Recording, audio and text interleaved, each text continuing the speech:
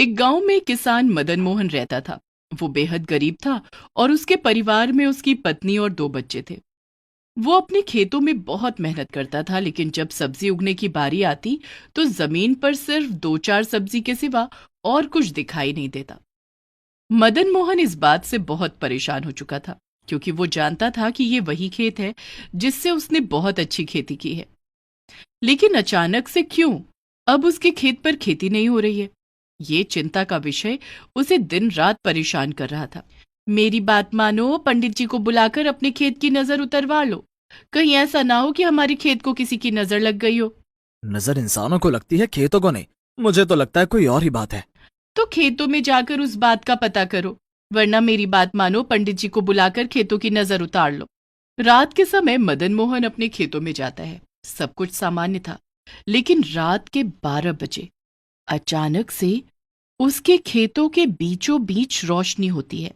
ये देखकर वो हैरान हो जाता है और एक पेड़ के पीछे छुपकर देखने लगता है। तभी वो देखता है कि वहां पर बड़े बड़े से मोटे 4 टमाटर बैठे हुए हैं और वो इंसानी भाषा में बात कर रहे हैं। देखो भाई, बहुत समय से इस खेत पर हम लोगों ने डेरा लगा रखा है, लेकिन अब मुझे लगता है हमें यहाँ से चलना चाहिए। बेचारे मदन मोहन का बड़ा नुकसान हो रहा है। हाँ, नुकसान तो हमारी वजह से हो गया है, लेकिन कोई बात नहीं, हम उसकी भरपाई भी कर देंगे। वैसे इंसानी दुनिया इतनी भी बुरी नहीं है जितना हम सोच रहे थे। इतने टाइम से यहाँ पर रह रहे हैं, अच्छा लग रहा है। मेरा तो मन कर रहा है कुछ समय यहीं पर ही रहूं। तो ठीक है, ये यहाँ रह लेगा, हम तीनों चलते हैं। और वैसे भी हमें मदन मोहन के नुकसान की भरपाई करनी है, तो ये यहीं पर रह लेगा। तीसरा टमाटर यह सुनकर बड़ा खुश हो जाता है, क्योंकि उसे इंसानी दुनिया बहुत अच्छी लग रही थी। बाकी के 3 टमाटर उसे छोड़कर चले जाते हैं। तभी वो तीसरा टमाटर पेड़ के पीछे छिपे हुए मदन मोहन को देख लेता है। मैं जानता हूँ तुम वहां पेड़ के पीछे छुपे हुए हो। बाहर निकल आओ, मैं तुम्हें बताता हूँ। मुझे माफ करना, मुझे तुम्हारी बात सुनने का भी शौक नहीं था। वो तो बस मैं देखने आया था कि मेरे खेतों में आजकल ऐसा क्या है कि सब्जी नहीं लग रही। हाँ, हम लोग यहाँ पृथ्वी पर किसी काम से आए थे और काफी समय से तुम्हारे खेत का इस्तेमाल कर रहे थे, इसलिए यहाँ पर सब्जी नहीं लगी। लेकिन तुम बेफिक्र रहो, कल सुबह तक तुम्हारे खेत हरे भरे हो जाएंगे।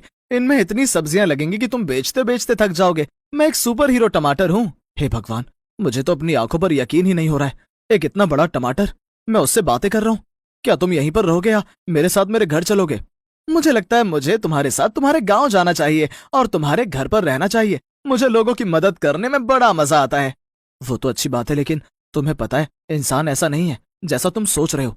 तुम लोगों की अधिक मदद करने लग जाओगे तो वो लोग तुम्हारा ही फायदा उठाने लग जाएंगे। मुझे इस बात से कोई फर्क नहीं पड़ता, क्योंकि अगर मुझे लगा कि कोई मेरा फायदा उठाना चाहता है या मुझे कोई नुकसान पहुंचाना चाहता है तो मैं तुरंत गायब हो जाऊंगा। लेकिन चलो, फिर भी मैं तुम्हारे साथ तुम्हारे घर चलता हूँ। मुझे देखना है और मुझे लोगों की मदद भी करनी है। मदन मोहन को टमाटर की गोल गोल बातें समझ में नहीं आ रही थी। वो उस टमाटर के साथ घर आ जाता है। इतने बड़े टमाटर को देखकर मदन मोहन की पत्नी और बच्चे हैरान हो जाते हैं।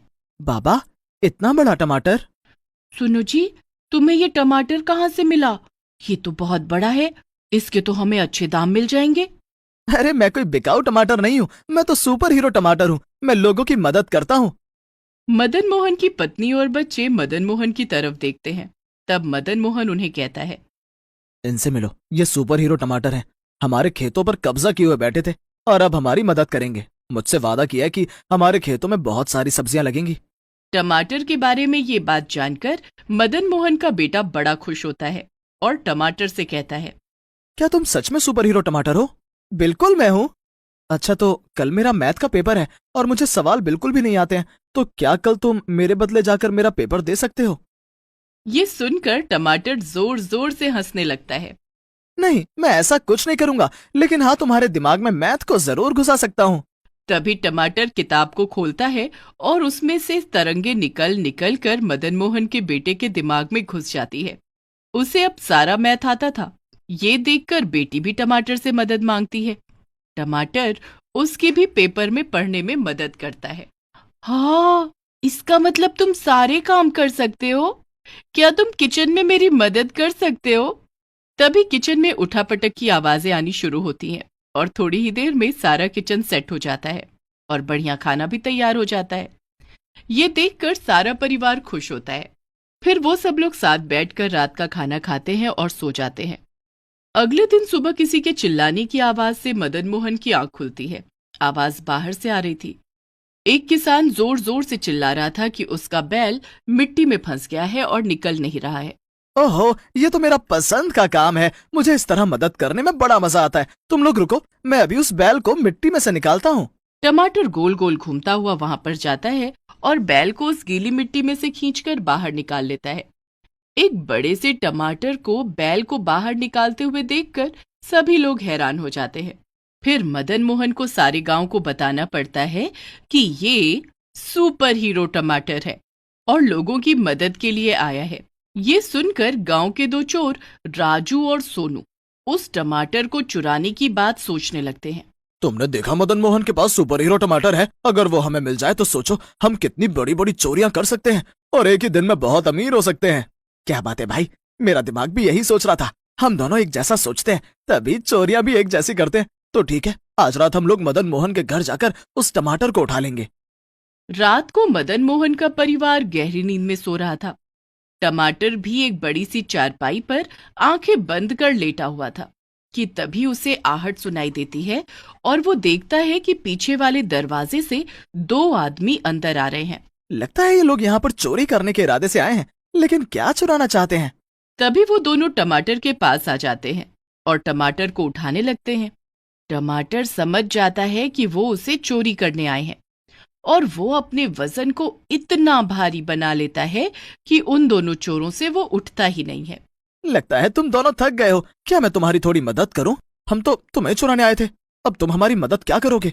मैं तुम दोनों को इस गांव से दूसरे गांव में फेंक देता हूं ताकि तुम फिर कभी चोरी ना कर सको। ये सुनकर वो दोनों शोर मचाकर वहां से भागने लगते हैं। मदन मोहन का परिवार भी उठ जाता है। वो देखते हैं कि राजू और सोनू चोरी करने के लिए आए हैं। तब टमाटर उन दोनों को गोल गोल घुमाकर गांव से बाहर फेंक देता है। देखा, मैंने कहा था ना, लोग बाग तुम्हें ही उठाने के लिए आ जाएंगे। तुम मेरी चिंता बिल्कुल मत करो, आराम से सो। कल तुम्हारे खेतों में बहुत सारी सब्जियां लगने वाली हैं। तुम्हें बाजार में उन्हें बेचने भी जाना है। अगले दिन सुबह मदन मोहन अपने खेतों में जाता है तो खुश हो जाता है। उसका पूरा खेत सब्जियों से भरा हुआ था। इतनी सारी सब्जियां तो मैंने अपनी जिंदगी में भी नहीं देखी हैं। अब तुम मेरी मदद करो। इतनी सारी सब्जी मंडी तक कैसे जाएगी? अभी देखो। और देखते ही देखते सारी सब्जियां खेतों से टूट जाती हैं। सुपर हीरो टमाटर एक बड़ा सा ट्रक बन जाता है और उसके ऊपर बैठकर मदन मोहन मंडी पहुंच जाता है।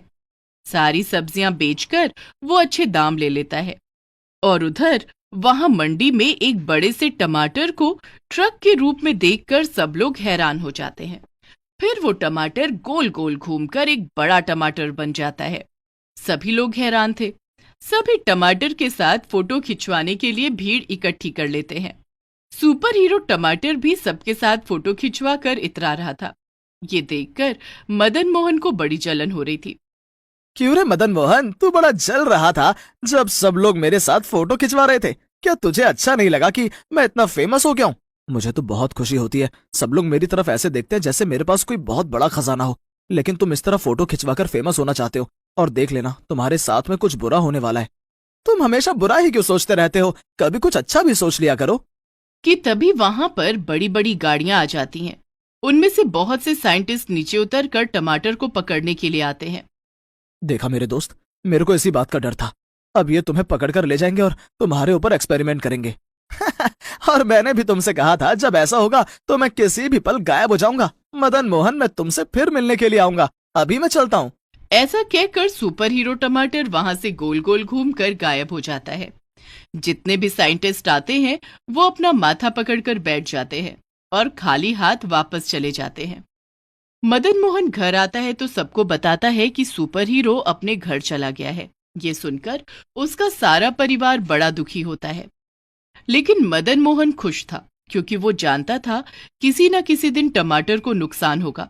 इसलिए सुपर हीरो का अपने घर पर रहना ही ज्यादा अच्छा है।